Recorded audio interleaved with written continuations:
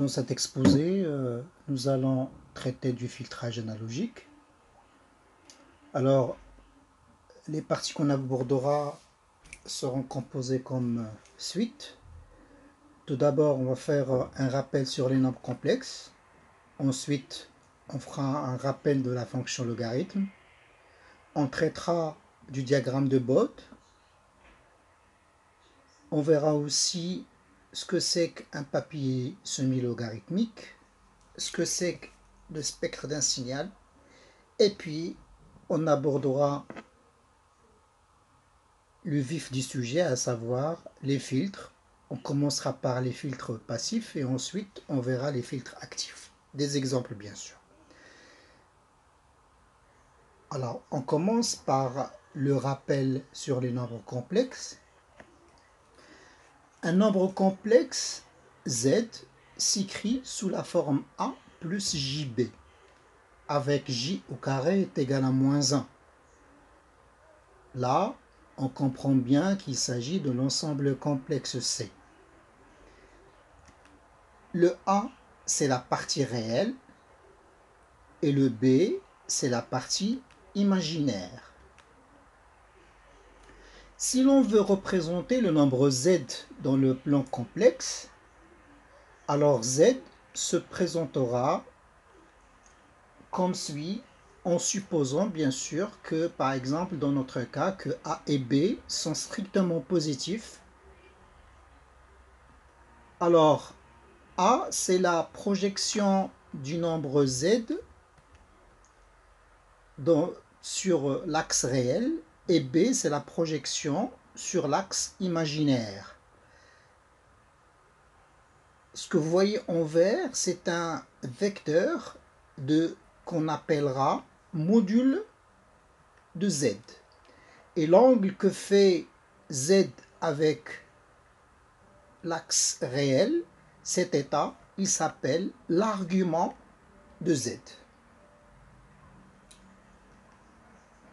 Je peux définir Z, le module de Z, comme étant la racine carrée de la valeur de A carré plus B carré. Et tangente θ est égal à B sur A. Donc θ, l'argument de Z, s'écrira tout simplement comme étant l'arctangente de B sur A ou bien tangente moins 1 de B sur A. Si je suppose que j'ai un nombre Z égal à A plus JB, un nombre complexe, je vais essayer de trouver une écriture que l'on adoptera par la suite du nombre Z. Alors, je vais mettre racine de A carré plus B carré, je vais factoriser le nombre A plus JB, donc ça me fera racine carrée de A carré plus B carré multiplié par A sur racine carrée de A carré plus B carré plus J fois B sur racine carrée de A carré plus B carré. Alors bien sûr ici, mon objectif ici c'est tout simplement de mettre Z comme étant le produit du module de Z par deux composantes. Alors la première composante A sur A carré plus B carré n'est autre que le cosinus de θ que nous avons déjà vu ici. Et B sur A carré plus B carré, la racine carrée de A carré plus B carré, n'est autre que le sinus de l'angle θ. Donc je peux, en concluant que A sur racine carrée de A carré plus B carré au carré plus B sur racine carrée de A carré plus B carré au carré égale à 1, tout simplement dire qu'il s'agit bel et bien de cosinus au carré d'un angle plus sinus au carré d'un angle. Donc ce qui me pousse à dire que je peux écrire Z égale à A plus JB comme étant Z égale au module de Z qui multiplie cosinus θ plus J sinus θ. Alors rappelez-vous bien de cette expression parce qu'on va en avoir besoin par la suite. Avec toutefois A égale petit a est égal à module de Z fois cos θ et petit b est égal à module de Z fois sinus de θ. Maintenant, on va voir quelques propriétés des nombres complexes. Si je suppose que j'ai un nombre Z1 égal à A1 plus JB1 et Z2 est égal à A2 plus JB2, alors le module de Z1 fois Z2 n'est autre que le module de Z1 fois le module de Z2. Le module de Z1 sur Z2 est égal au module de Z1 sur le module de Z2. L'argument du produit est égal à la somme des arguments. Et enfin, l'argument du quotient de Z1 sur Z2 n'est autre que l'argument de Z1 moins l'argument de Z2. Passons maintenant au diagramme de Fresnel. Alors, si j'ai un signal, soit V1, signal V1 de t est égal à V1 sinus oméga t. Bien sûr, là, il s'agit d'un signal sinusoïdal que je peux représenter en fonction du temps, c'est une sinusoïde. Alors, je peux aussi représenter ce signal-là dans le diagramme de Fresnel. Ce signal-là, il est composé d'un seul signal sinusoïdal, donc c'est un seul signal sinusoïdal, de module VA et de pulsation oméga. Alors, ici, il n'y a pas de phase à l'origine. Donc, pour pouvoir le représenter, donc ça va me faire un vecteur de module VA qui est horizontal par rapport à l'origine des phases. Il n'y a pas de phase à l'origine. Alors, si je suppose maintenant que j'ai un signal V2 de t est égal à V2 sinus oméga t plus phi 0, la différence avec le premier, c'est que je vais retrouver toujours un vecteur de grandeur V2, sauf que ici, je vais avoir un angle phi 0 qui représente la phase à l'origine. Donc là, nous avons vu les deux représentations, s'il y a une phase et s'il n'y en a pas une phase. Alors, maintenant, on va attaquer une notion importante par la suite, c'est ce qu'on appelle la notion d'impédance. Notre objectif, c'est de trouver la représentation ou l'expression de chaque composant qu'on rencontre, par exemple une résistance, une capacité ou une bobine, dans le domaine fréquentiel. Alors, ce qui veut dire là aussi que on peut travailler dans le domaine temporel comme on peut travailler dans le domaine fréquentiel ou complexe.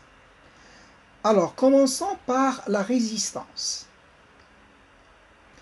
Alors, une résistance, dans le domaine temporel, elle a comme grandeur R, parcourue par un courant I et au bord de laquelle il y a une tension U.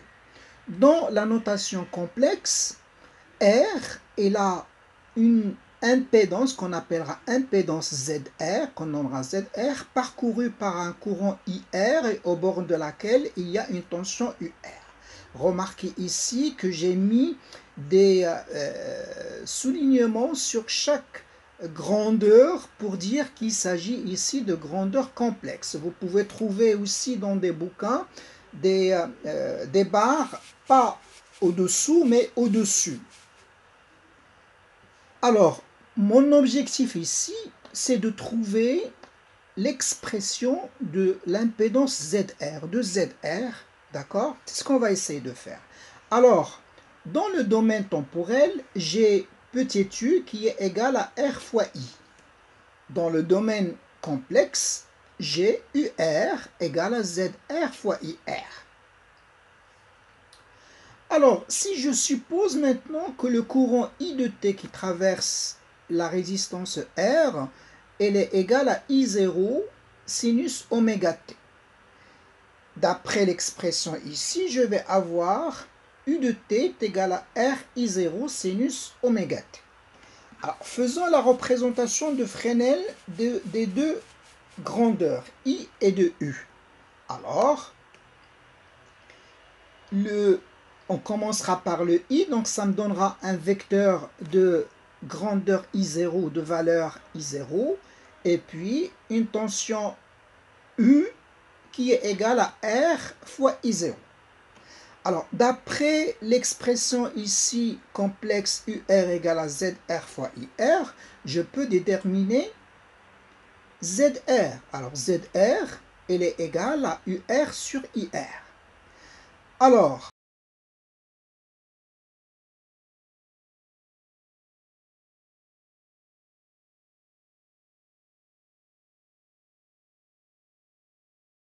donc, nous avons UR égale à ZR fois IR, ce qui veut dire que ZR, je peux l'écrire, c'est UR sur IR. Alors maintenant, mon objectif, c'est que je veux trouver ZR. Alors, vu cette expression, je peux écrire le module de ZR égale au module du UR sur IR, qui n'est autre, je vais le remplacer par rapport au diagramme de Fresnel. Ça va me donner R fois I0 sur I0, donc ce qui me donnera I0. Donc le module de ZR, c'est I0. Ensuite, l'argument de ZR n'est autre que l'argument de UR moins l'argument de IR. Alors, puisque les deux arguments sont égaux à 0, donc ça me donnera 0. Du coup, je peux écrire ZR égale module de ZR fois cosinus de l'argument c'est 0 plus G sinus de 0. Je n'ai qu'à remplacer. Donc ZR va être égal à R facteur de 1 plus J0 est égal à R. Donc la résistance, qu'elle soit au mode temporel ou au mode complexe, elle se comporte de la même manière. Alors passons maintenant à la capacité. Donc j'ai une capacité dans le domaine temporel, j'ai une capacité C parcourue par un courant I et aux bornes de laquelle il y a une tension E. Et dans le domaine complexe, j'ai ZC, IC et UC. Alors mon objectif ici, c'est de trouver ZC. Alors je reviens au domaine temporel. Alors vous savez que la relation qui lie le courant à la tension n'est autre que I égale à 7 dU sur dt. Alors ici, je vais supposer que j'ai comme origine la tension. Donc je vais supposer que j'ai U de t est égal à U0 fois sinus oméga t, tout en sachant bien sûr que UC égale à ZC fois IC. Alors, U de t est égal à U0 sinus oméga t. Pour trouver I, il va falloir mettre C fois la dérivée de U par rapport au temps, ce qui me donnera I de t est égal à U0C oméga cosinus oméga t en remplaçant le cosinus par le sinus. Donc, cosinus de oméga t n'est autre que sinus oméga t plus pi sur 2. Alors, avec ces deux expressions, je peux facilement tracer le diagramme de Fresnel et du courant I et de la tension U. Il vient, donc U de t va être représenté par un vecteur U0 qui est horizontal comme origine des phases, et puis le courant I, puisqu'il y a un déphasage de pi sur 2 par rapport à la tension, donc pi sur 2, mais cette fois-ci, le module, c'est U0 fois C oméga. Alors, comme ce que nous avons vu avec la résistance, donc il va falloir qu'on trouve ZC. Alors, comme UC est égal à ZC fois IC, donc ZC est égal à UC sur IC. Donc, le module de ZC n'est autre que le module de UC sur IC. En remplaçant par rapport au diagramme de Fresnel, il vient U0 sur C oméga fois U0 qui va être égal tout simplement à 1 sur C oméga. Donc, le module de ZC n'est autre que 1 sur C oméga. Alors, pour l'argument de ZC, l'argument de ZC est égal à l'argument de UC moins l'argument de IC. Alors, si on remplace, donc l'argument de UC c'est 0, l'argument de IC c'est pi sur 2, donc ça nous ramène un angle de moins pi sur 2, ce qui nous pousse tout simplement à écrire ZC est égal au module de ZC, c'est-à-dire 1 sur C oméga, multiplié par cosinus de l'argument, c'est moins pi sur 2, plus G sinus de l'argument qui est moins pi sur 2. En remplaçant, il vient ZC est égal 1 sur JC oméga parce que le cosinus de moins pi sur 2 est égal à 0 et le sinus de moins pi sur 2 est égal à moins 1 et comme moins 1 multiplié par J, je peux multiplier et le numérateur et le dénominateur par J, donc ça me ramène à écrire ZC est égal à 1 sur JC oméga. Il nous reste tout simplement le troisième cas, à savoir la bobine. Donc, ici, dans le troisième cas, c'est la bobine. Donc, comme à l'accoutumée, donc on va représenter la bobine dans le domaine temporel. Donc, c'est une bobine aux bornes de laquelle il y a une tension petit u parcourue par un courant I et de valeur L. Dans la partie, dans la représentation complexe, il s'agit d'une impédance ZL parcourue par un courant IL et au bord de laquelle il y a une tension UL. Et tout ce mode, il est en complexe, bien sûr. Alors, rappelons que l'expression qui lie le courant et la tension dans le domaine temporel n'est autre que U de T est égal à L dI sur dt. Dans le domaine complexe, bien sûr, j'aurai toujours UL égale à ZL fois IL. Alors, essayons comme à l'accoutumée de trouver l'expression de ZL. Et pour ça, il va falloir qu'on revienne au mode temporel, au domaine temporel. Alors, comme U de t est égal à L dI sur dt, donc cette fois-ci, on va prendre le courant I comme étant l'origine. Donc, je vais supposer que le courant I de t est égal à I0 sinus oméga t en appliquant la formule de L dI sur dt. Alors, il vient que U de t est égal à L oméga I0 L oméga cosinus oméga t, que je peux bien sûr transformer en sinus en écrivant sinus de oméga t plus pi sur 2.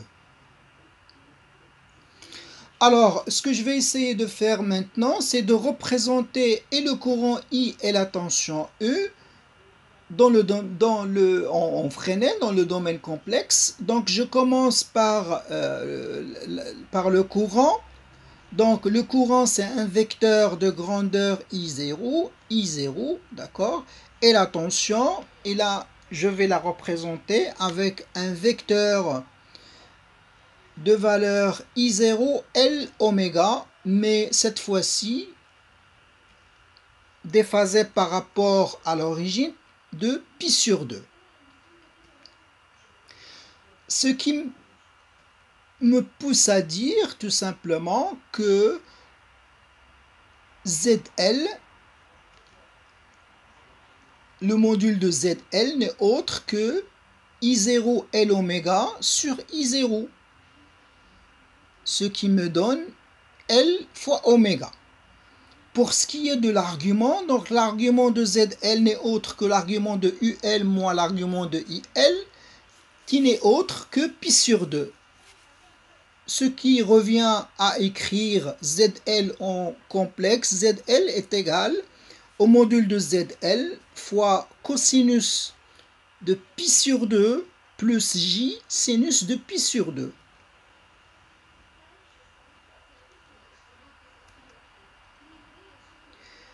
En remplaçant le cosinus pi sur 2 par 0 et sinus pi sur 2 par 1, donc je vais trouver que ZL est égal à J fois L oméga.